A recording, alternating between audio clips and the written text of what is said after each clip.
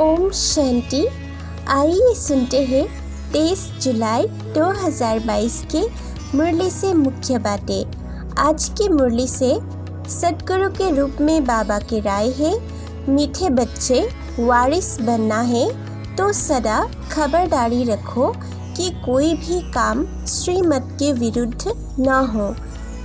इस समय तुम बच्चों को बाप बेट अच्छा कर्म सिखलाते हैं। तुम बच्चे कभी किसी को दुख नहीं दो। यहाँ तुम सब पढ़ने के लिए बैठे हो। घर में रहते हुए भी वारिस बन सकते हैं। जो बाहर रह सब कुछ बाबा का समझ ट्रस्टी बनकर रहते हैं, वह भी जैसे वारिस हो गए। हाँ, डिफ़िकल्टी जरूर होती है। जब सबसे ममत्व टूट जाए और पूरा निश्चय हो, सब कुछ उनके अर्पण कर ट्रस्टी हो जाए, ऐसे कोई जीते जी मरते नहीं है। अब देह सहित जो भी तुम्हारा है, उनसे ममत्व निकालना है।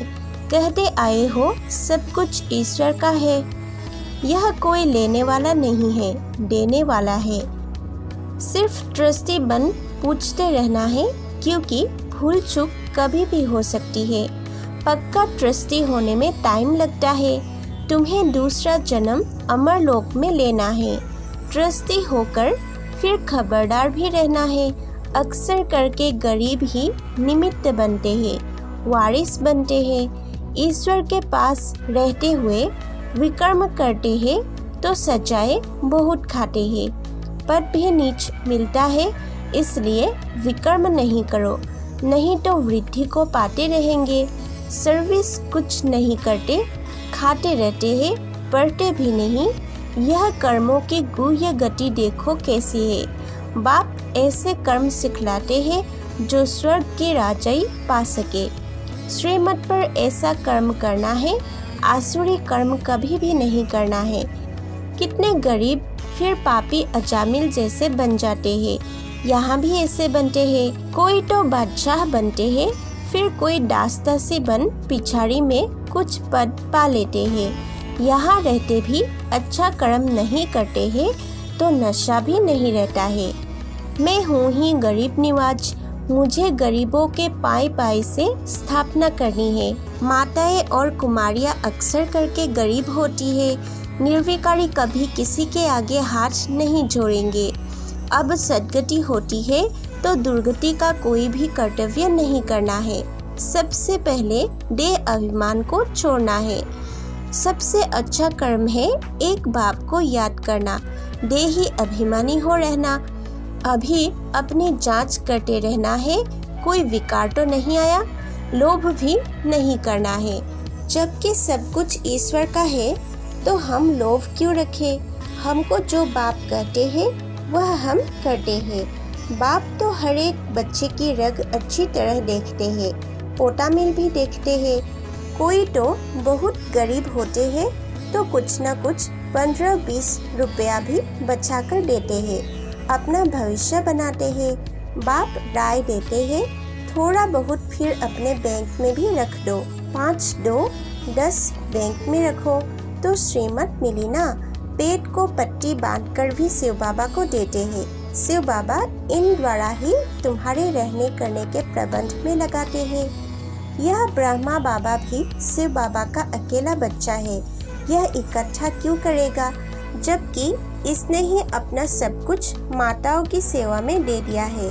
तुम माताओं को ट्रस्टी बना लिया, तुम यह संभालो, ममत्व टूट गया। बाप ने साक्षात्कार करा दिया कि तुम विश्व के मालिक बनते हो। विनाश की तैयारियां भी देख रहे हैं, परंतु यह कोई नहीं समझते कि विनाश कराने वाला कौन है। कोई प्रेरक जरूर है। बाबा से बहुत भारी वर्षा लेना होता है।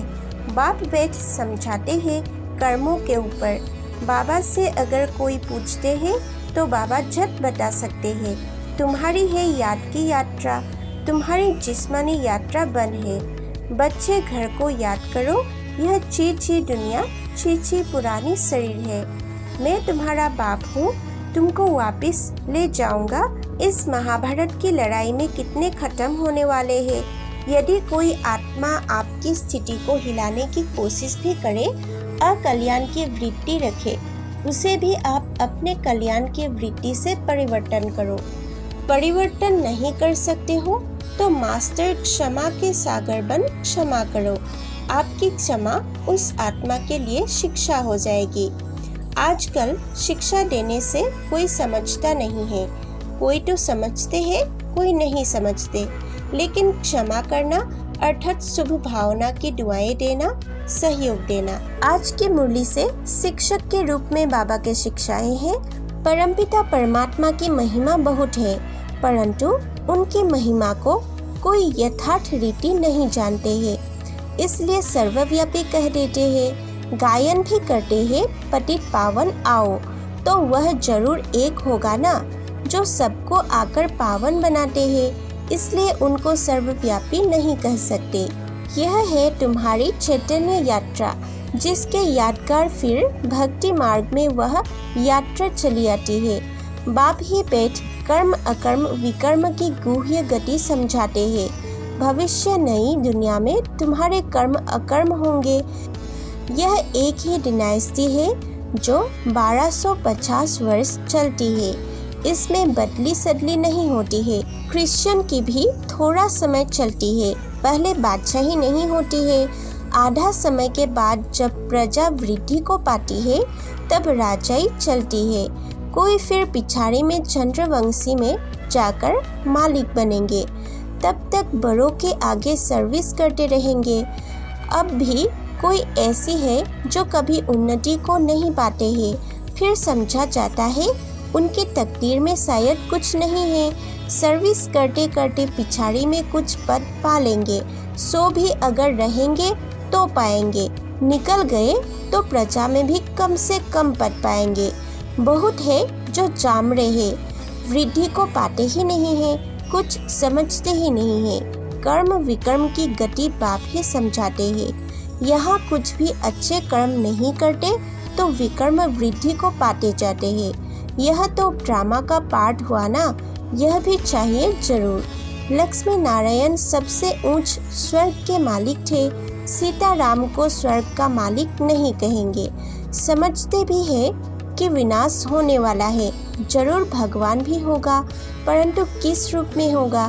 बहुत है जो कृष्ण का रूप बनाकर ठगते हैं। कोई का फिर जड़ मूर्ति में भी भाव बैठ जाता है, तो वैसे ही साक्षात्कार हो जाता है, मिलता कुछ नहीं।